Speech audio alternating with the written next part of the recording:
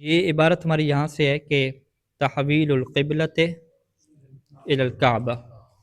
ٹھیک ہے جی. قبلہ اور کعبہ میں کیا فرق ہے جی؟ قبلہ یعنی جس کی طرف رخ کیا جائے اسے کیا ہے قبلہ کہتے ہیں، اور خود بندوں کو بھی کیا ہے قبلہ صاحب کہتے ہیں. ٹھیک ہے کہ ہمارا رخ جو ہے وہ آپ کی طرف ہے، تو بندے کو بھی کیا قبلہ کہتے ہیں، یعنی کیونکہ توجہ کیا اس کی طرف ہے، رخ اس طرف ہے. اور وہ جو ایک بلڈنگ ہوتی ہے، ایک مکان ہوتا ہے جس کی طرف انسان رخ کرتا ہے، اسے بھی کیا کہتے ہیں قبلہ کہتے ہیں. تو اسلام کی جو تحریک شروع ہوئی مکہ کے 13 سال مکمل ہونے کے بعد اب مدینہ میں کیا ہے شفٹ ہو چکے ہیں، اور مدینہ میں جو لوگ تھے مدینہ والے، اوس اور خزرج کے قبیلے والے، یہ انصار بنے، اور باقی کیا تھے جو ادھر سے آئے تھے مکہ سے وہ مہاجرین ہو گئے. تو ان کے درمیان محبت کا رشتہ قائم ہو گیا، اللہ نے ان کے دلوں میں بہت گہری محبت ڈال دی، اور یوں یہ سب مل کر اسلام کی تحریک کے لیے اور اس کی دعوت کو پوری دنیا میں بڑھانے کے لیے کام کر رہے ہیں. پیغمبر اسلام اصحاب کو بھی مختلف علاقوں میں بھیج رہے ہیں، خطوط بھی لکھ رہے ہیں، یعنی وہ لوگ جو انتظار میں ہیں کہ کوئی نور لے کر آئے، کوئی ہدایت لے کر آئے، ان تک یہ ساری اتمام حجت ہو رہی ہے. اس صورت میں مسجد نبوی کا قیام بھی ہے، وہاں پہ نماز با جماعت بھی ہو رہی ہے، لیکن نماز با جماعت کے لیے یہ جو سارے کے سارے مسلمان رخ کر رہے ہیں وہ کس طرف کر رہے ہیں جی؟ بیت المقدس کی طرف. ٹھیک ہے، یعنی ان کا جو قبلہ ہے وہ کعبہ نہیں ہے، بلکہ ان کا قبلہ کیا ہے؟ مسجد اقصی ہے، بیت المقدس جسے کہتے ہیں. اب بیت المقدس تو کس کی ہے؟ یہودیوں کی ہے، یہودی وہاں پہ عبادت کرتے تھے، اور مدینہ کے اندر یہودی تو موجود تھے. اب صورتحال کیا ہوگی کہ یہودیوں کے عبادت گاہ کی طرف مسلمان منہ کر کے نماز پڑھ رہے ہیں. تو اس کا مطلب کیا ہے کہ یہودیوں کو ان کے قریب ہونا چاہیے، یعنی وہ کہیں کہ بھئی دیکھیں ہماری عبادت گاہ کی بڑی اہمیت ہے مسلمانوں کے ہاں، اور یہ باقاعدہ اسی طرف رخ کر رہے ہیں، اسے قبلہ بنا رہے ہیں، تو وہ اس طرح سے کیا ہو جائیں گے؟ مسلمانوں کے قریب ہوں گے اور ان کے مذہب سے کیا ہے محبت کریں گے. تو ہوا بھی ایسے کہ بہت سارے جو اچھے یہودی تھے وہ کنورٹ ہوئے، وہ اسلام کے قریب ہوئے، لیکن جو سازشی عناصر ہیں وہ تو اپنی ضد کے اوپر باقی رہے، اور انہوں نے بجائے اس کے کہ اس چیز کو مثبت لیں کہ چلیں یہ ہم میں کیا بن رہا ہے، نقطہ اشتراک بن رہا ہے کہ وہ بھی ہمارے قبلہ کو اپناتے ہیں، یعنی مسجد اقصی میں ہم نماز پڑھتے ہیں، اس کی طرف ہم منہ کر کے نماز پڑھتے ہیں، اور یہ لوگ بھی جو ہے وہ اسی کی طرف منہ کر کے نماز پڑھتے ہیں، تو لہٰذا ہم کیا ہو گئے؟ ایک قبلہ والے ہو گئے نا، یہ حد اشتراک ہو گیا. چلیں کتاب مختلف ہے، ان کی کتاب قرآن ہے اور ہماری کتاب کیا ہے؟ وہ زبور ہے، تو اس حوالے سے ڈیفرنٹ ہے، لیکن ادھر سے کیا ہے قبلہ ہمارا ایک ہو گیا. تورات ہے، زبور ہے ان کی، تورات ہے. زبور کن کی ہے؟ حضرت داؤد کی. تورات ہے ان کی، اور انجیل عیسائیوں کی ہے. چلیں تورات. تو صورتحال کیا بنی کہ قبلہ جب ایک ہے تو پھر ہم کیا کہیں گے کہ یہ بھی ہم قبلہ ہی ہیں نا، ہمارا بھی قبلہ وہی مسجد اقصی، ان کا قبلہ بھی وہی.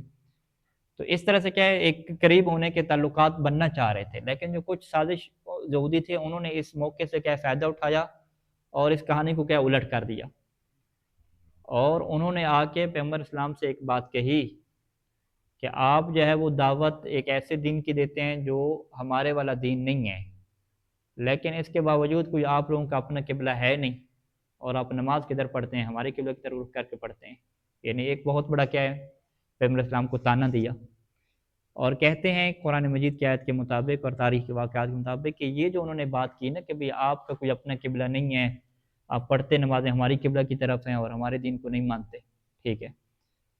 تو یہ چیز ایسی تھی کہ جو رسول خدا کے دل کو غمگین کر گئی. تو رسول خدا کے دل پہ غم طاری ہوا، اور انہوں نے جو ہے وہ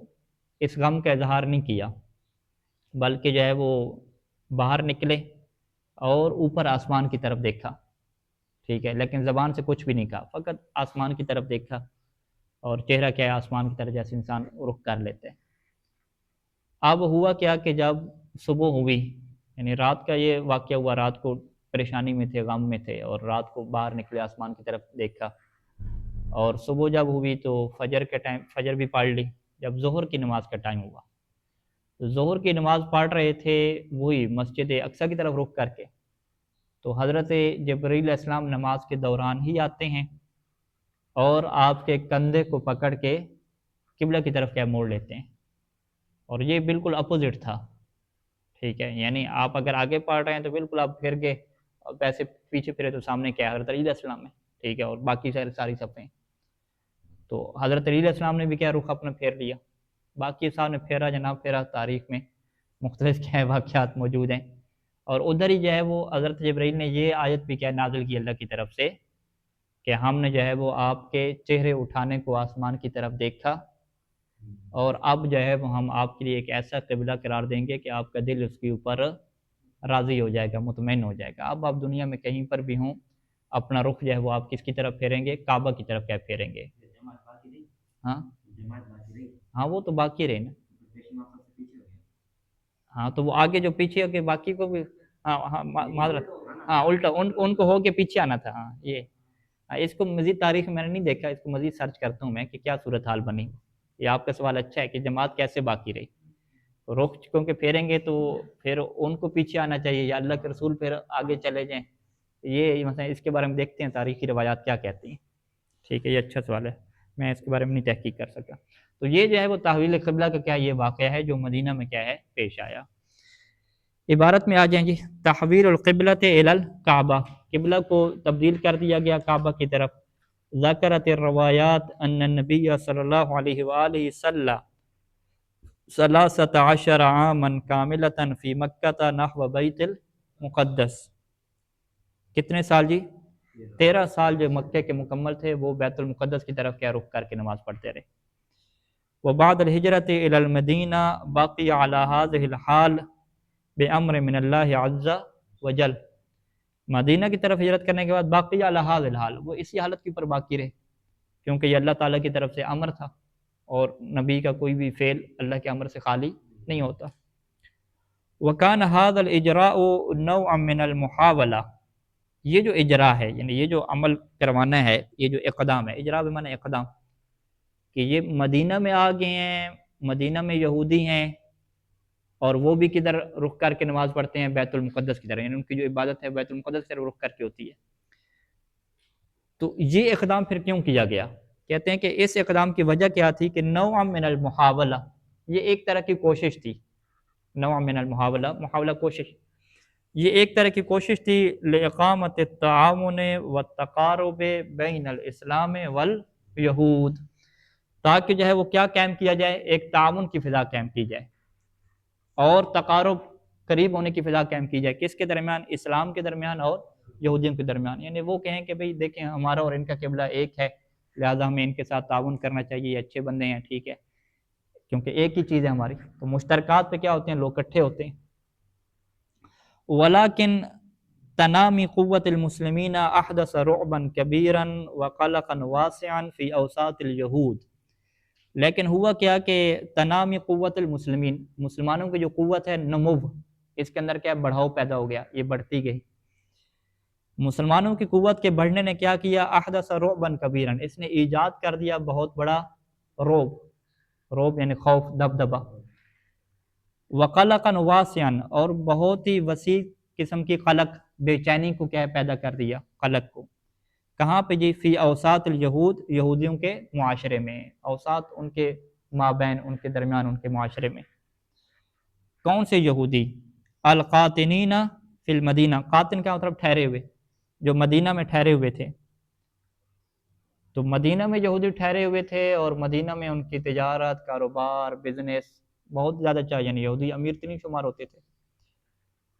تو ادھر انہوں نے دیکھا کہ بھئی مسلمانوں کی قوت اور طاقت تو بڑھتی جا رہی ہے، لوگ بڑے جمع ہو رہے ہیں ان کے ساتھ، بڑے بڑے لوگ مل رہے ہیں، تو یہ وہ چیز تھی کہ جو ان کو پریشان کر رہی تھی۔ کیونکہ یہ یہودی کیا تھے؟ الذین خافوا علی سلطانہم و مکانتہم، یہ ڈرتے تھے کس بات کے اوپر؟ اپنی بادشاہت اور اپنی حیثیت اور مکانت جو تھی، اس کے اوپر کیا ان کو خوف لاحق ہو گیا کہ اب جو ہے وہ ہمارے حالات پہلے جیسے نہیں ہوں گے، یہ لوگ مضبوط ہو جائیں گے، ہمیں پھر نکال دیں گے، یا جو ہے وہ ہمیں ان کے پھر ماتحت ہونا پڑے گا، ان کی حکومت کے تحت رہنا پڑے گا، ابھی تو ہم آزاد ہیں، ہماری اپنی حکومت ہے۔ تو اس سے کیا کہتے ہیں کہ ان کی حکومت کیا آ گئی، خطرے میں آ گئی۔ تو جب حکومت اور سلطنت خطرے میں آتی ہے تو پھر وہ جو تعاون کی فضائیں ہیں اور وہ جو قبلہ کے ایک ہونے والی چیزیں ہیں وہ کیا رہ جاتی ہیں، پیچھے رہ جاتی ہیں، پھر اس کی کیا کوئی وجہ نہیں بنتی۔ یعنی مصنف کے مطابق قبلہ کو ایک رکھنے کی وجہ مدینہ میں آ کر بھی یہی تھی تاکہ یہودی قریب ہوں اور وہ اسلام سے کیا فائدہ اٹھائیں، لیکن ادھر سے یہودی چلاک تھے، انہوں نے دیکھا کہ بھئی اس کا مطلب ہے کہ ہماری حکومت تو پھر ختم، ٹھیک ہے، ہمارا دین تو ختم، ابھی دین تو کس کا پھیل رہا ہے، سارے کا سارا یہ محمد مصطفیٰ صلی اللہ علیہ وسلم جو دین کی تبلیغ کر رہے ہیں سارے کا سارا یہ پھیل رہے ہیں۔ تو اس طرح سے انہیں کیا بن گئی، ان کے پاس ٹینشن بن گئی۔ ومن هنا نسب احبار اليهود العداوة لرسول الله صلی اللہ علیہ وآلہ وعمدوا الى ممارسة سلسلة من الاعمال التي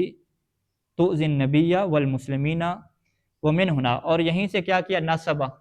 یہ پلان کیا، نسب کیا، احبار الیہود، یہودیوں کے علماء نے، حبر کسے کہتے ہیں، حبر جو ان کے علماء ہیں ان کو حبر کہتے ہیں، احبار، کہ یہودیوں کے جو علماء ہیں انہوں نے نسب العداوہ تھا، انہوں نے جو ہے وہ دشمنی کی کیا بنیاد رکھ دی، کس کے لیے، اللہ کے رسول کے لیے، کہ اللہ کے رسول سے وہ دشمنی کریں گے۔ وعمدوا، اور وہ اس بات کی طرف گئے، کس بات کی طرف، انہیں عمدن ارادہ کیا، انہوں نے قصد کیا کہ الی ممارست سلسلۃ، کہ وہ ممارسہ یعنی وہ شروع کرنے والے ہیں،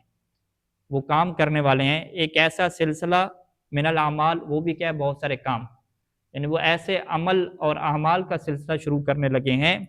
کہ التی تؤذی النبی والمسلمین، کہ جو کام کیا کریں گے، نبی کو بھی اذیت پہنچائیں گے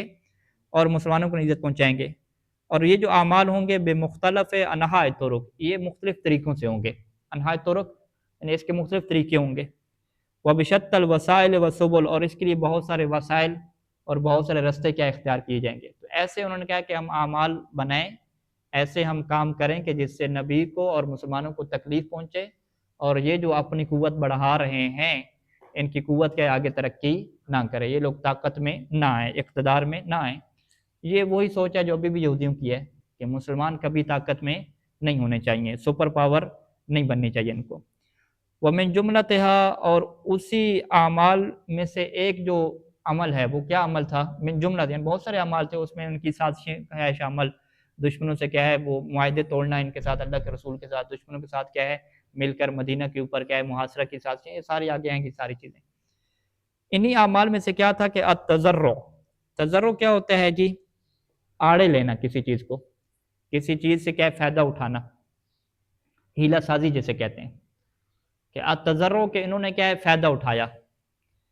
بقضیت صلاۃ النبی صلی اللہ علیہ وآلہ والمسلمین الی بیت المقدس، کون سی بات سے انہوں نے فائدہ اٹھایا، کہ جو نبی نماز پڑھتے تھے اور مسلمان نماز پڑھتے تھے بیت المقدس کی طرف رخ کر کے، اس بات سے انہوں نے کیا اٹھایا، اپنا ایک فائدہ اٹھایا، کیونکہ ان کا مقصد کیا تھا، نبی کو اذیت پہنچانا، تکلیف پہنچانا، تو تکلیف پہنچانے کے لیے انہوں نے ایک جو نفسیاتی حربے کے طور پہ جو ہے وہ بیت المقدس کی طرف جو نماز پڑھنا ہے اس کو بھی انہوں نے استعمال کیا۔ فَكَانُوا يَقُولُونَ، پس وہ کہنے لگ گئے، اور وہ کہتے تھے، معیرین ایاہو، عیر کسے کہتے ہیں، عیر یعیرو، کسی کو تانا دینا، ٹھیک ہے، تو وہ ایاہو یعنی رسول خدا، وہ رسول خدا صلی اللہ علیہ وآلہ کو تانا دیتے ہوئے، توہین کرتے ہوئے یہ کہتے تھے کہ انت تابع لنا تصلی الی قبلتنا، کہ آپ تو ہمارے تابع ہیں بھئی،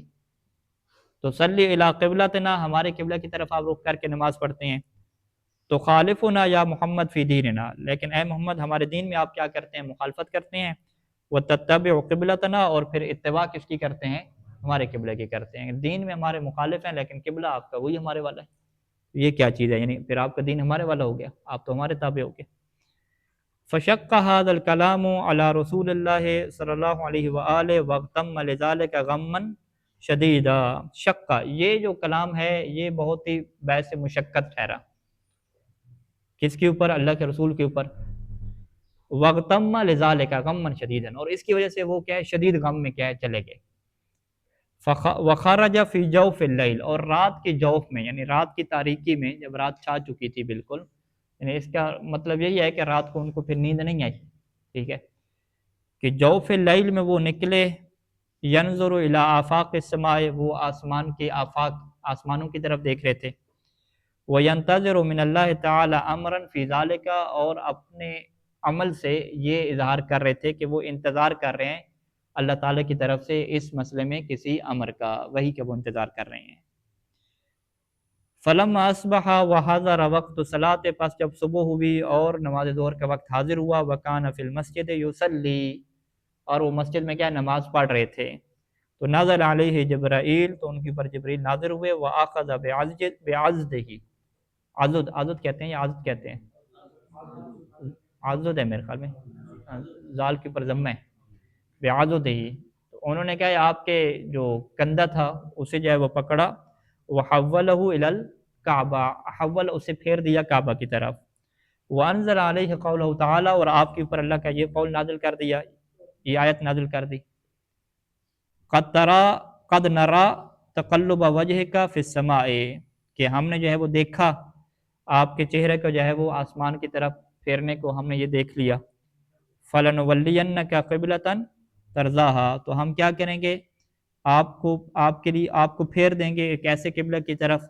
یا آپ کو سرپرستی دے دیں گے ایک ایسے قبلہ کی کہ ترضاها، جس سے آپ راضی ہو جائیں گے، فول وجہ کا شطر المسجد الحرام، پس اپنا چہرہ جو ہے وہ پھیر لیں مسجد الحرام کی طرف، وحیث ما کنتم فولوا وجوہکم شطرہ، وحیث ما کنتم، اور جہاں کہیں بھی آپ ہوں تو اپنے جو ہے وہ چہروں کو کہاں پہ پھیر کے رکھنا ہے، اسی مسجد کی طرف۔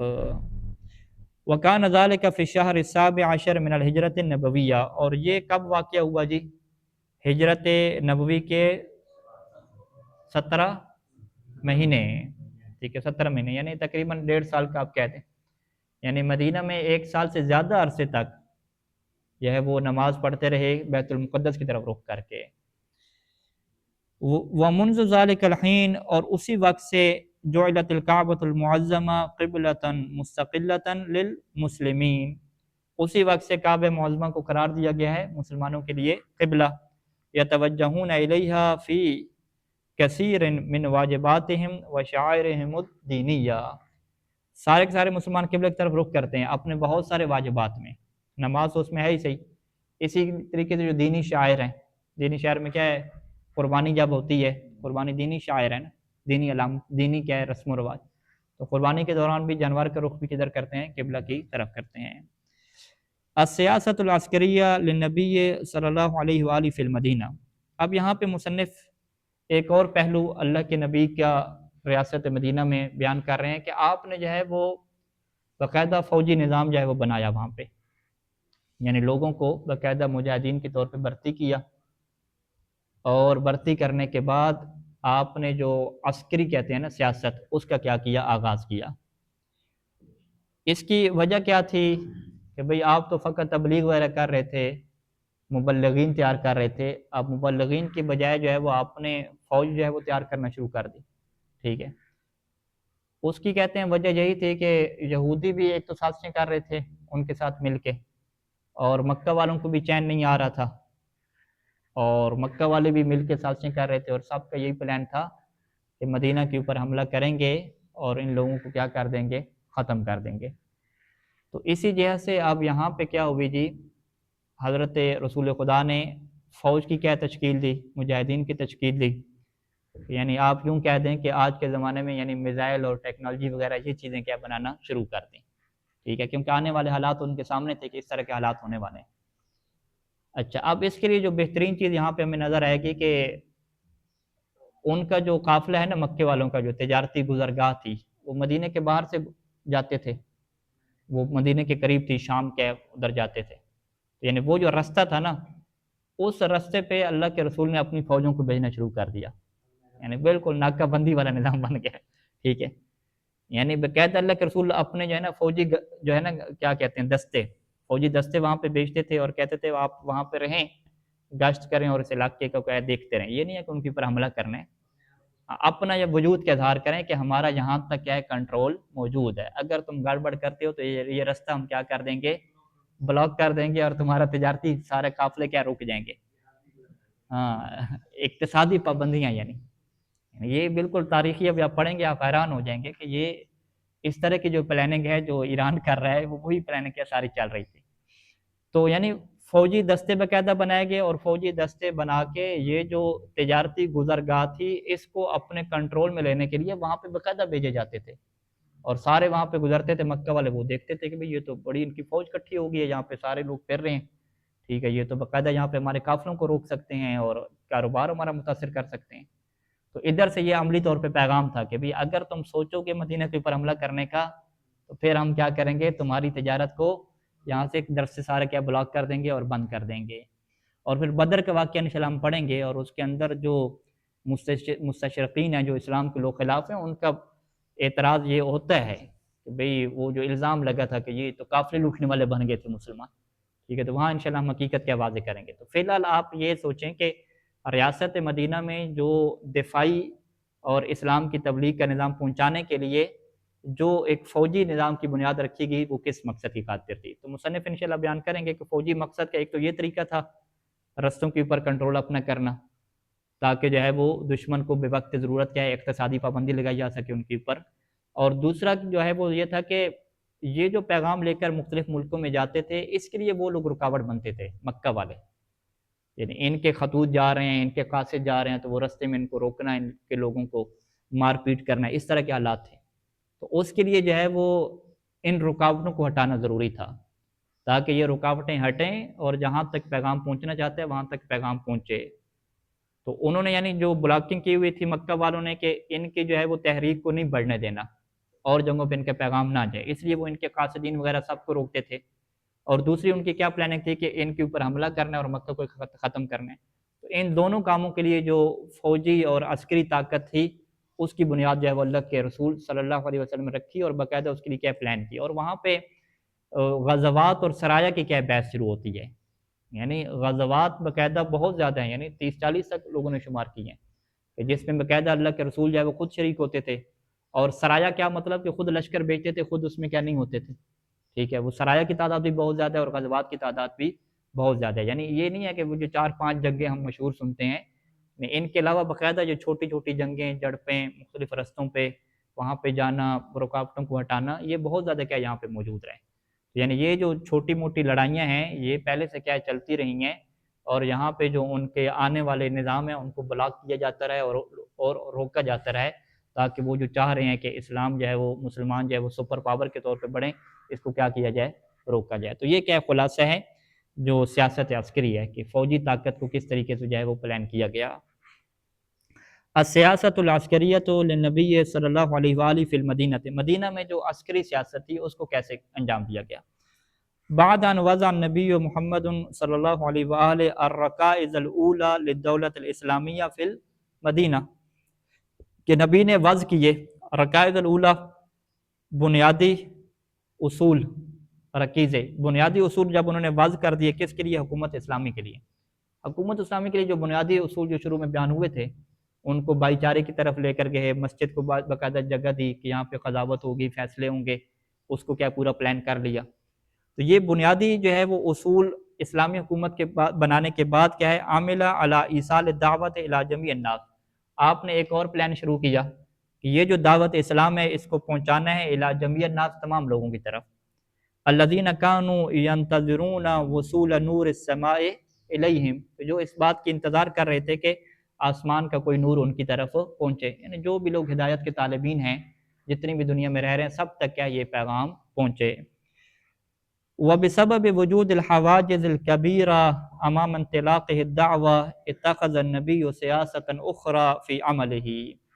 وبسبب وجود الحواجز الكبيرة، اور اس سبب سے کہ حواجز، حاجز کی جمع کہ بڑی بڑی رکاوٹیں تھیں، امامہ کس کے سامنے، انطلاق دعویٰ، جو آپ کی دعوت کا پھیلنا ہے، نکلنا ہے، اس کے سامنے کیا بہت زیادہ بڑی بڑی رکاوٹیں ایجاد کر دی گئی تھی. تو پھر نبی اکرم صلی اللہ علیہ وسلم نے اتخذ سیاست اخرى فی عملی، آپ نے اپنے عمل میں ایک اور سیاست کو کیا ہے شروع کیا. اور وہ کون سی سیاست تھی کہ وہی تبنی العمل العسکری کا ہدف لإعطاء دعوت اللہ سبحانہ وتعالی فرصتا لمخاطبت الناس وجہا لوجہ، وہی، اور یہ بنا رکھنا تھا کس کی، العمل العسکری، اب جو ہے وہ ہم قوت اور طاقت کی کیا رکھیں گے، بنا رکھیں گے. یہ قوت اور طاقت کیوں بنائی جا رہی ہے؟ لوٹ مار کے لیے، کسی کے اوپر قبضہ کرنے کے لیے نہیں، کہ ہدف اس کا ہدف کیا تھا کہ لِإِعْطَاءِ دعوت اللہ سبحانہ وتعالیٰ، کہ اللہ تعالیٰ کی دعوت کو عطا کیا جائے. کیا عطا کیا جائے؟ فرصتاً، موقع عطا کیا جائے، کہ اللہ کی دعوت کو موقع عطا کیا جائے کہ لِمُخَاطَبَةِ النَّاسِ وَجْهًا لِوَجْهٍ، کہ یہ تمام لوگوں کے ساتھ کیا خطاب ہو سکے، تمام لوگوں کو خطاب کر سکے، وجہن لوجہن، آمنے سامنے، درمیان میں کوئی رکاوٹ نہ ہو، باقاعدہ پیغمبر اسلام کے اپنے قاصد جا رہے ہوں اور ان کے لوگ یہاں پہ آ رہے ہوں، درمیان میں ان کو مار پیٹ کرنے والا، روکنے والا کوئی نہ ہو. ومن هنا فإن السياسة العسكرية للدولة الإسلامية لم تكن إلا وسيلة لإزالة الحواجز المادية التي تحول دون وصول رسالة الله إلى البشریت جمعاء. ومن هنا، اور یہیں سے کیا کہتے ہیں کہ جو سیاست عسکری ہے دولت اسلامی کے لیے، یعنی اسلامی حکومت کے لیے، یہ جو عسکری اور فوجی جو نظام کی سیاست بنائی گئی ہے، یہ نہیں تھی، لم تکن، یہ نہیں بنائی گئی، الا وسیلتاً، مگر یہ فقط وسیلہ تھی. وسیلہ کس بات کا تھی؟ کہ لِإِزَالَةِ الْحَوَاجِزِ الْمَادِيَّةِ، کہ جو مادی رکاوٹیں ہیں ان کو کیا کیا جائے گا؟ زائل کیا جائے گا. یعنی امام زمانہ کی جو فوج ہے اس کا بھی یہی مقصد ہے کہ جو ان کی تبلیغ میں رکاوٹ بنے گا، روڑے اٹکائے گا، ان کو جو ہے وہ سائڈ پہ کیا جائے گا، اور جو روڑے نہیں اٹکائے گا، جزیہ دے کے رہنا چاہے گا، اس کو سارے حقوق دیے جائیں گے، ان کو مذہب کی پر آزادی دی جائے گی. لہٰذا اسی وجہ سے روایات کیا ہیں کہ حضرت امام زمانہ کی حکومت میں بھی کیا ہے، بہت سارے یہودی اور مشرکین بھی رہ رہے ہوں گے ٹیکس وغیرہ دے کے. یعنی ایسا نہیں ہے کہ جیسا بعض لوگوں نے کیا ہے جھوٹی روایات نقل کی ہیں کہ وہ کہیں گے کہ ہاں بھائی اسلام قبول کرو، نہیں کرتے تو گردن اڑا دی، قبول کرو نہیں گردن اڑا دی. یعنی اللہ کے رسول کا بھی یہ نقشہ پیش کیا ہوا. تو جیسے اللہ کے رسول کا ایک خونی نقشہ پیش کیا، ایسے ہی امام زمانہ کے بھی کیا ہے، ایک خونی نقشہ پیش کیا گیا. یہ سازش ہے ساری کی ساری، اور اس کے پیچھے سارے یہودی کھڑے ہوتے ہیں، وہ اپنے بندے بیچتے ہیں، روایات والے پابندی لگاتے ہیں، اور یہ ساری حقیقت ہے. تو وہ یہودیوں کی سازش، خود مسلمان ہوتے ہیں اور الزام شیعوں کے اوپر لگاتے ہیں کہ یہ یہودیوں کی کیا ہیں، سازش ہیں سارے. تو لہٰذا جو ہے وہ سیاست عسکری کا مقصد کیا تھا؟ لم تکن الا وسیلۃ، یہ ایک ذریعہ تھی، کس بات کا؟ کہ لازالۃ الحواجز المادیہ، کہ جو مادی رکاوٹیں ڈالی جا رہی ہیں ان کو ختم کیا جائے گا. کہ اللہ تحول کو جو حائل ہو رہی تھیں، کس بات کے اوپر حائل ہو رہی تھیں؟ کہ اب جو اللہ کا پیغام ہے الی البشریت جمعہ، تمام بشریت تک پہنچنے کے یہ سامنے کیا ہو رہی تھیں؟ حائل ہو رہی تھیں، یہ چیز رکاوٹ بن رہی تھیں. وعمل النبی صلی اللہ علیہ وآلہ فی المجال العسکری علی نحوین، اور جو اللہ کے نبی کا عمل ہے اس عسکری میدان میں، فوجی میدان میں، وہ دو کیٹیگری کے اوپر کیا تقسیم ہوا. پہلے کو ہم کہہ سکتے ہیں کہ اسلوب و جہاد الفتح و دعوت الاسلام. پہلا جو ہے اسلوب، کہ وہ اسلام کی طرف دعوت دینے کے لیے جو جہاد فتح ہے، یعنی وہ باقاعدہ لوگوں کے ساتھ جنگ کریں گے، لڑیں گے، یعنی وہ بھی ادھر سے آئیں گے، یہ بھی لڑیں گے، ٹھیک ہے، اور ادھر سے کیا ہوگی؟ اسلام کو فتح ہو جائے گی اور اسلام کیا پھیل جائے گا. جیسا کہ مارکہ بدر ہے، خیبر ہے، اور فتح مکہ کے یہ واقعات ہیں. تو اس میں یعنی وہ چھوٹی چھوٹی رکاوٹیں ڈالنا یا رستوں کے اوپر کنٹرول کرنے والی چیز نہیں تھی. یہ تو بڑی جنگیں ہوگی نا جو ہمیں پتہ ہیں. یعنی ہمیں جو چیز پتہ ہے وہ زیادہ تر جو بیان کی جاتی ہے، یہ جنگ خیبر بیان کی جاتی ہے، فتح مکہ، جنگ بدر، یہ چیز ہے. یہ جہاد کا اور جو عسکری پلاننگ کا ایک اسلوب تھا، ایک طریقہ تھا، کہ جب وہ دشمن حملہ کریں گے تو ہم کیا ہے طاقتیں رکھتے ہیں اور یہ پرزور کیا ہے جواب دیں گی. دوسرا کیا تھا؟ آسانی اسلوب الجہاد الدفاعی، کہ وہ جہاد دفاعی کا طریقہ تھا کہ پہلے سے ہم کیا کریں، اپنے دفاع کے انتظامات کر کے رکھیں. الذی یقتضی ہے کہ جو تقاضا کرتا تھا کہ وجوب، الذی یقتضی ہے کہ جس کا تقاضا کرتا تھا وجوب حفظ رسالت الاسلامیہ، کہ رسالت اسلامی کی حفاظت کی جائے، کما فی احد والخندق ومعونہ وموتہ وتبوک. ٹھیک ہے، یہ جنگوں انشاءاللہ حالات آگے آئیں گے کہ احد، خندق وغیرہ میں ان میں جو حفاظتی اقدامات کیے گئے وہ پریکٹیکلی طور پہ کیا تھے. وَكَانَ مِن بَيْنِ الْحَوَادِثِ الَّتِي وَقَعَتْ فِي أَوَاخِرِ السَّنَةِ الْأُولَى وَبِدَايَاتِ السَّنَةِ الثَّانِيَةِ مِنَ الْهِجْرَةِ إِرْسَالُ. اب اسی کے اندر کیا ہے، ایک اور چیز بھی ہے، یعنی وہ حوادث اور وہ واقعات کے جو واقعہ ہوئے اواخر سنت الاولی، ہجرت کے پہلے سال کے آخر پہ اور دوسرے سال کے آغاز میں، وہ کیا تھے؟ کہ ارسال الدوریات العسکریہ. ٹھیک ہے، دوریات العسکریہ کسے کہتے ہیں؟ عسکری، یہ جو اردو کا اس کا معنی جو میں نے نکالا کہ عسکری گشت کرنے والے دستے. دوریات یعنی دورہ کیا مطلب ہوتا ہے؟ جو گشت کرنا ہے نا. دوریات العسکریہ یعنی جو فوجی دستے ہیں جو گشت کرتے ہیں. یہ نہیں ہے کہ باقاعدہ جنگ ہو رہی ہے، جنگ نہیں ہو رہی، وہ کیا گشت کریں گے. یعنی ایسے گشت کرنے والے فوجی جو دستے ہیں، ارسال، اس کو بھیجا گیا من قبل نبی صلی اللہ علیہ وآلہ، اللہ کے نبی کی طرف سے بھیجا گیا، الی خطوط قریش التجاریہ، الی خطوط قریش التجاریہ، قریش کے جو خطوط، خطوط کسے کہتے ہیں؟ رستے کو، جو قریش کے تجارت کے رستے تھے ان کے اوپر کیا ہے؟ فوجی دستے بھیج دیے گئے، ٹھیک ہے، جو ان کی تجارت کی لائن تھی نا، ٹھیک ہے، وہ جو آپ کہہ رہے ہیں ابنائے ہرمز، ٹھیک ہے، اس کے اوپر کیا ہے؟ کنٹرول سنبھالنے کے لیے دستے بھیج دیے گئے۔ و اجراء مناورات عسکریہ، مناورات کسے کہتے ہیں؟ ملٹری ڈپلومیسی، اس کا ترجمہ کیا گیا فوجی چالیں۔ و اجراء مناورات عسکریہ، اور فوجی چالوں کو اجرا کر دیا گیا، تستہدف، کہ جن کا ہدف کیا تھا کہ ازالت الحواجز المادیہ، کے مادی جتنی بھی رکاوٹیں بن سکتی ہیں ان کو زائل کیا جائے گا، التی تحول دون وصول نور السماء الی البشر، کہ جو رکاوٹیں بن سکتی ہیں، حائل ہو سکتی ہیں، کس کے ضمن میں؟ کہ نور سما، آسمان کا نور کیا ہے بشر کی طرف پہنچنے میں جو بھی رکاوٹ مادی بنے گی اس کو زائل کرنے کے لیے یہ جو ہے وہ جو قریش کے رستے کے اوپر تھے نا، تجارتی رستوں کے اوپر، یہ فوجی کیا دستے تعینات کر دیے گئے۔ تو ان کا مقصد یہ نہیں تھا وہاں پہ لڑیں گے، ان کا مقصد کیا تھا کہ اگر کوئی پنگا لے گا وہاں پہ، ٹھیک ہے، اور آپ کی وارننگ قبول نہیں کرے گا تو پھر اس کو آپ نے کیا کرنا ہے؟ ہٹانا ہے۔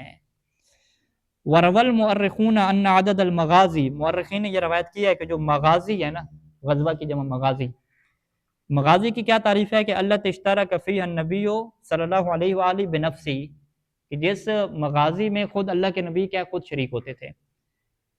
اس کی تعداد کتنی پہنچی ہے؟ یہ بالغت حوالی 27 غزوۃ، اس کی تعداد کیا ہے؟ 27 تک کیا ہے؟ 27 غزوات تک کیا پہنچتی ہے۔ وعدد سرایہ، اور جو ان کے سرایہ کا عدد ہے، اب سرایہ کے کیا جمع ہے؟ سریہ کی جمع سرایہ، یعنی جس میں خود رسول خدا شریک نہیں ہوتے تھے، فوج کیا بھیج دیتے تھے، اس کا عدد پہنچتا ہے مختلف روایات کے مطابق 35، 48 اور 26، یعنی 26 سے لے کر 48 تک، 26 سے لے کر جو 48 تک کیا یہ کیا بنتے ہیں؟ سریہ بنتے ہیں، ٹھیک ہے۔ اس کے وحاشی میں اس کی وضاحت کر دی گئی سریہ سے کیا مراد ہے۔ وعلى الرغم من التسامح واللين الذي ابداه النبي صلی اللہ علیہ وآلہ تجاه اہل مکہ و قریش، على الرغم، اس کے باوجود،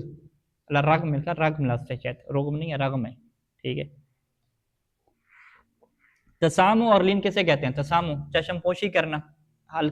لین کا نرمی، کہ چشم پوشی اور نرمی کے الذی ابداہ النبی، کہ جس کو نبی نے جو ہے وہ ظاہر کیا تھا تجاہ اہل مکہ و قریش، مکہ اور قریش کے سامنے آپ نے نرمی رکھی تھی، ان کے ساتھ کوئی جنگی پالیسی نہیں چلائی تھی،